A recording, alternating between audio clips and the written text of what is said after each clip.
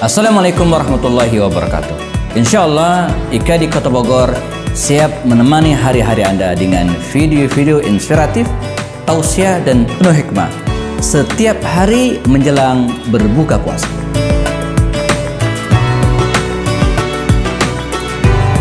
Jangan lupa BPJS, bayar pakai jempol saja. Subscribe, like, dan share.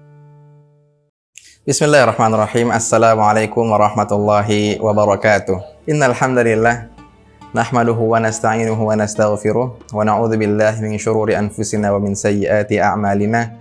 May yahdihillahu fala mudilla lahu wa may yudlilhu fala hadiyalah. Asyhadu an la ilaha illallah wahdahu la syarika lah wa asyhadu anna Muhammadan abduhu wa rasuluh.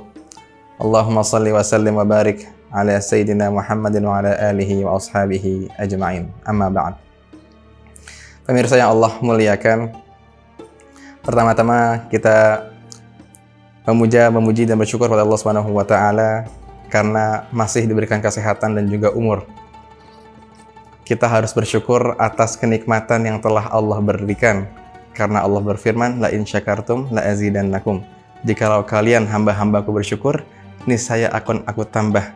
Wala in kafartum inna adzabi lasyadid. Dan jikalau kalian kufur terhadap nikmatku, sungguh azabku itu sangat dahsyat, sangat pedih.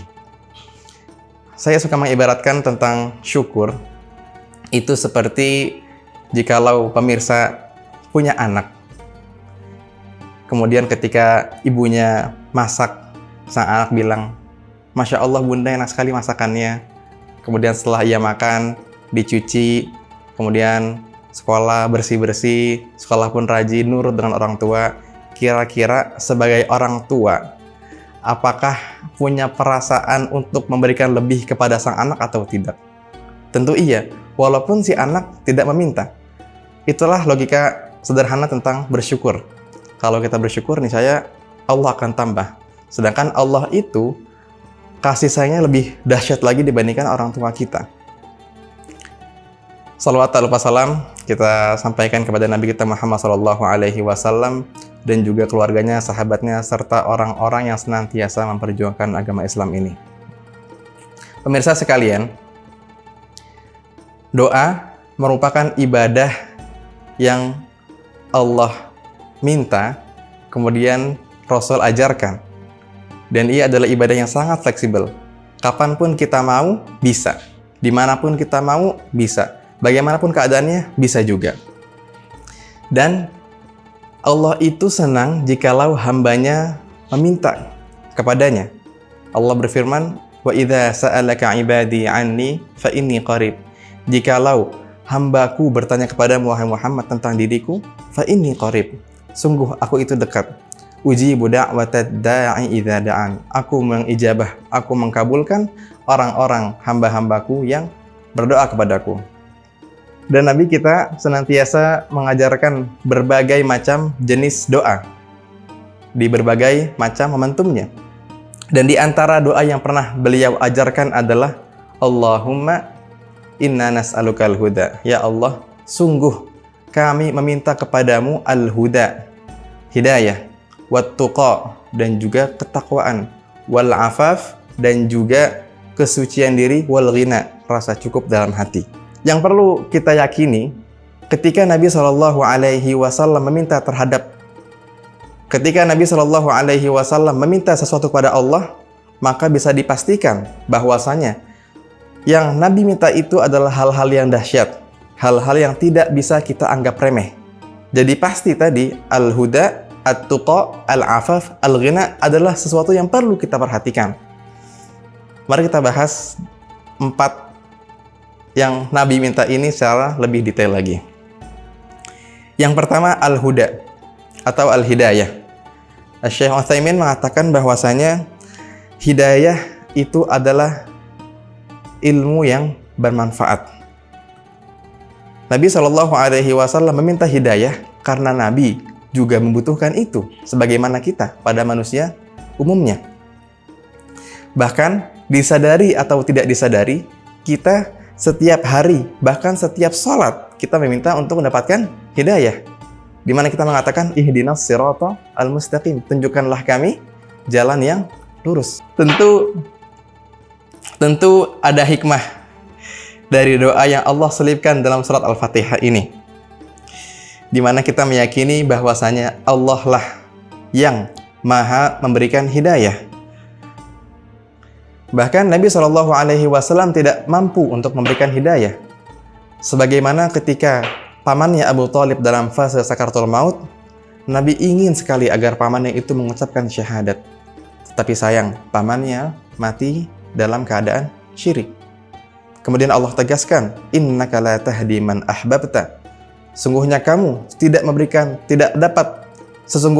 tidak mampu untuk memberikan hidayah kepada orang yang kau cintai. Walakinallaha yahdi man yasha.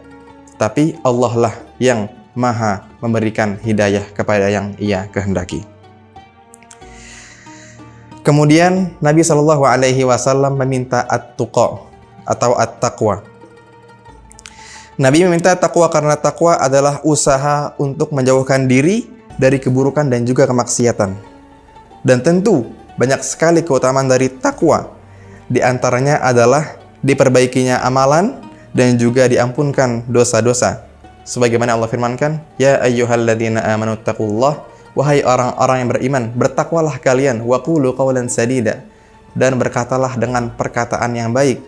Yuslih lakum a'malakum, niscaya Allah akan membenahi amalan-amalan kalian. Wa yaghfir lakum dzunubakum, dan juga Allah akan mengampuni dosa-dosa kalian. Wa may yuti'illaha wa rasulahu, dan barang siapa yang taat kepada Allah dan juga Rasulnya, faqad faza fawzan 'azima, maka ia telah memenangkan kemenangan yang hebat. Kemudian yang ketiga adalah al-afaf. Nabi SAW meminta al-afaf atau kesucian diri, yaitu al-afaf. Yang dimaksud dengan al-afaf adalah terbebasnya diri dari hal-hal yang Allah haramkan. Dan yang terakhir adalah Nabi SAW meminta al-ghina. Suatu ketika Nabi SAW bertanya kepada sahabat Abu Dzar, wahai Abu Dzar, apakah menurut kamu orang yang banyak hartanya itu adalah orang yang kaya? Kemudian Abu Dzar menjawab, tentu Nabi, ia adalah orang yang kaya. Nabi melanjutkan, apakah orang yang hartanya sedikit itu adalah orang yang fakir atau orang miskin? Kata Abu Dzar, iya. Kemudian Nabi memberikan pendapatnya. Beliau mengatakan bahwasanya itu adalah pemahaman di masyarakat umum. Sedangkan kita perlu meyakini bahwasanya innamal ghina ghinal qalbi wal faqru faqrul qalbi. Sesungguhnya al-ghina atau kekayaan itu adalah kaya dalam hati, wal faqru dan kemiskinan, kefakiran, faqrul qalbi, yaitu kefakiran yang ada dalam hati. Orang yang hatinya sudah merasa kaya, ia akan selalu ridho terhadap apa yang telah Allah berikan, walaupun sedikit. Tetapi sebaliknya, orang yang hatinya fakir, niscaya ia akan terus merasa kurang, walaupun sudah Allah limpahkan begitu banyak kenikmatan.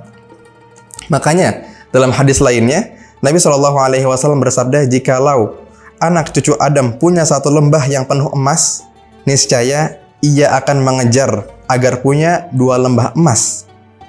Kalau sudah punya 2, pingin 3.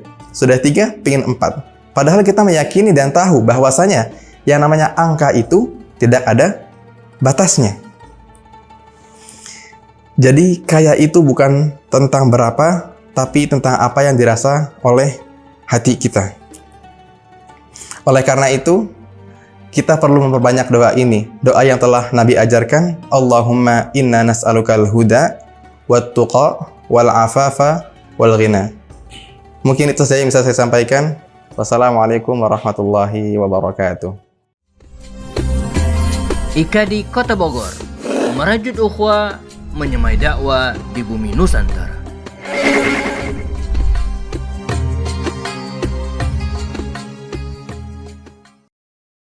Sahabat kebaikan dimanapun berada, IKADI Kota Bogor mengajak Anda untuk menyalurkan sedekah, infak, dan zakat melalui Las Al-Bunyan. Barakallahu fikum jami'an.